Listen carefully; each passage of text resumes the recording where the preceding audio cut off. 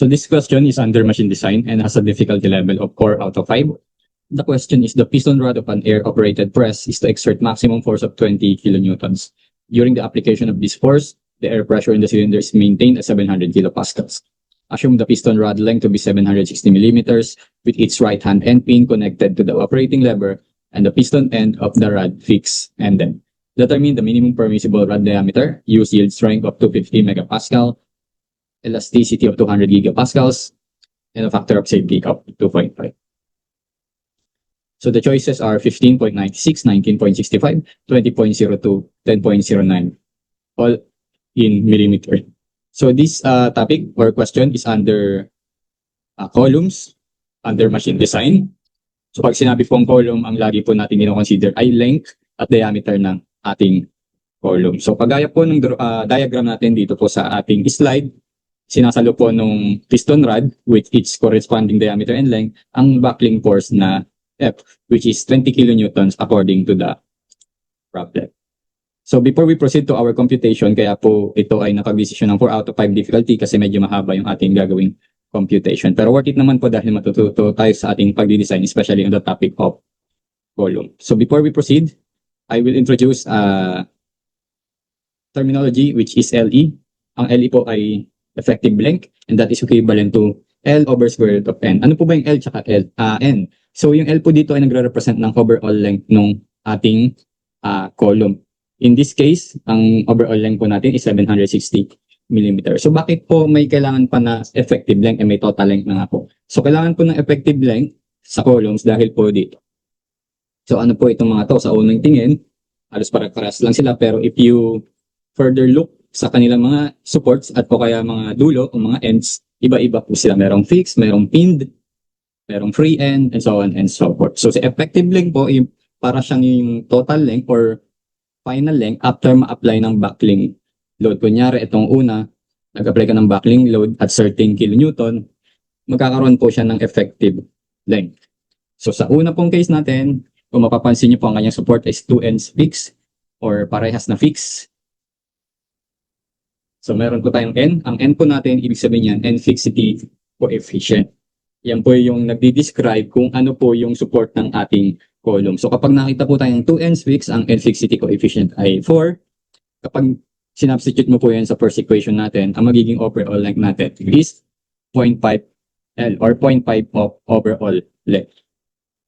So imagine kapag after ma-apply ng buckling load, ang magiging effective length ng 2 ends fixed na column is 0.5 ng overall length. So sa second situation naman natin, yung unang, yung isang dulo is fixed, yung isa naman ay pinned. Ang N fixity coefficient is 2 at ang effective length ay 0.707 L or square root of 2 over 2 length. Sa third situation naman natin, we have 2 ends rounded or pinned. So ipansin nyo parehas na dulo ay naka-round or pinned. Ang N niya naman ay 1 and of course ang effective length niya is also equivalent to its overall length. Dito naman po sa ating last example, ang dulo sa ilalim ay fixed at ang ibabaw na naman po ay other free and ang N fixity coefficient is 1/4, therefore ang effective length is twice the total length. Ang kino-consider po lagi na pinaka most stable dito sa apat is of course yung una, which is 2 ends fixed. So, pinakita po natin itong mga sample ng column support kasi magagamit po natin ito mamaya. Okay, so we have our original diagram here. Ang piston rod is nag-support ng maximum force of 20 kilonewton na ang hinahanap naman po natin is the minimum permissible rod diameter. So, bakit po natin pinost kanina yung mga scenario ng apat na support? Because ang sabi po dito, sa third row, with its right hand and pin, ibig sabihin nakapin daw yung isang support, at yung isa naman daw is fixed and dead. So, ang magagamit po nating situation or scenario kanina ng support is of course yung second scenario. Yung isang dulo ay fixed, yung isang dulo naman ay pin. So, bakit po natin ito kailangan? So, makikita po natin mamaya. So, magiging effective length po nito is 0.707 multiplied by overall length, which is 760 millimeters. So, ang effective length natin is 537.32 millimeter na lang. And our given sample is, our given parameters with yield strength of 250 megapascals, elasticity of 200 gigapascals, factor of safety of 2.5. At meron din po tayong kino-consider pagdating sa columns, which is the slenderness ratio. So it is the ratio of overall length over radius of gyration, K. So we are all familiar with the radius of gyration, especially sa ating mechanics. As I said earlier, ang kino-consider major in columns is the effective length or the length o haba, at pati na rin po ang diameter. So meron na po tayong formula ng overall length, at ang K naman po natin, which is the radius of gyration pagdating sa circular, is equivalent to D over 4 or diameter over 4. Para po makuha natin yung minimum permissible rod diameter, we need to consider these three equations. First is the Euler equations. Si Euler equations naman po is applicable to long columns o mahaba. Si J.B. Johnson's naman po is applicable for short columns. And the third equation is, or the third formula that we will consider later is the short compression mem. So sila po ay may kanya-kanyang formula at iisa-isahin po natin ito mamaya in order for us to get the minimum permissible rod diameter. So first, si Euler equations. So FC, or the critical force, is equivalent to the product of F, which is our force in this question, that is the 20 kilonewton, multiplied by N, which is the factor of safety, is equivalent to pi squared multiplied by E, or the elasticity, multiplied by A, which represents the area. In this case, that will be pi over 4 d squared kasi circle, all over the square of slenderness ratio. At hindi po doon natatapos ang equation na ito. Kailangan po masatisfy niya yung condition na ang slenderness ratio dapat is greater than 120. So makikita po natin mamaya. Pagdating naman po sa J.B. Johnson's equations, halos parehas ang kanyang formula. In this case lamang po ay naglagay ng SY or yield strength. Ang conditions naman niya po, dapat daw ang slenderness ratio ay dapat between 30 and 120. And sa short compression member naman po, para lang siyang force over area is equal to stress na sinamahan mo lang ng factor of safety. Ang slenderness ratio condition niya naman daw po ay dapat mas smaller siya sa 30. So that's why it is a short compression member. So we will enumerate these equations one by one. Kaya po ang difficulty na ito ay 4 out of 5. So unahin po natin si Euler equations. So ang conditions, slenderness ratio shall be greater than 120.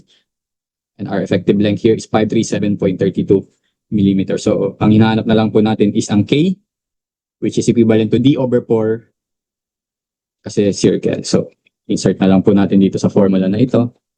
So Fn is equal to pi squared EA over slenderness ratio squared.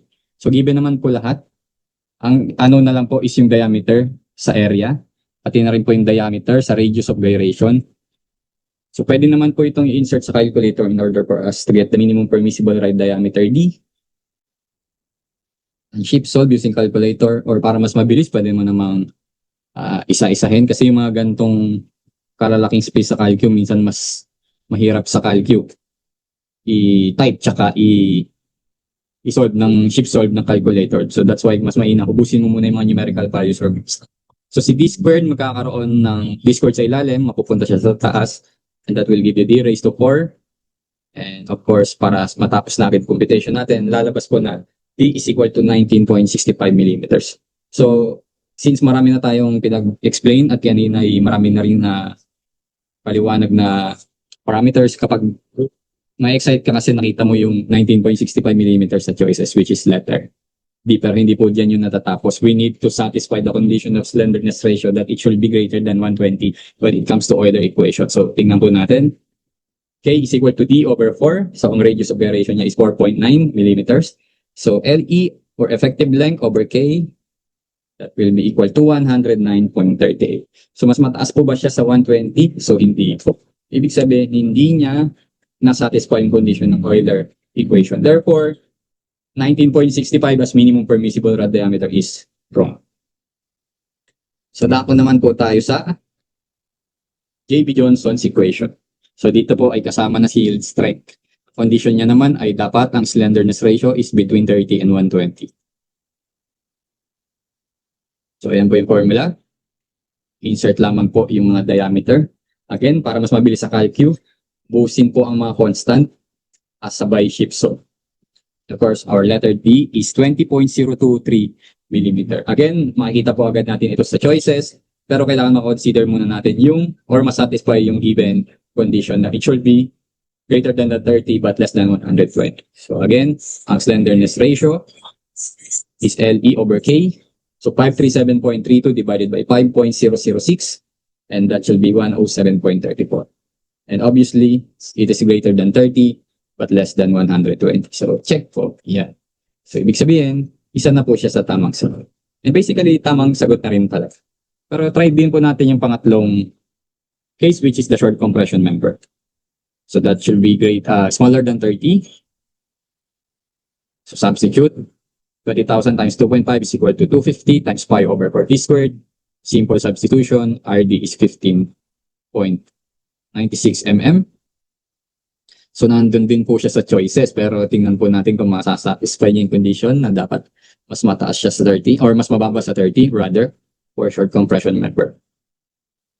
Okay, so you have the radius of gyration, and slenderness ratio is 537.32 divided by 3.989. Ang sagot po is 134.69, which is sobrang layo po sa 30 at mas malaki siya sa 30. So 15.96 is wrong. Therefore, our correct answer is letter C, 20.02 millimeters. So thanks po sa pakikinig. If you have any suggestions or solutions that can help us have a better solution for this problem, please let us know into the comment section. Again, thank you for listening and God bless you all.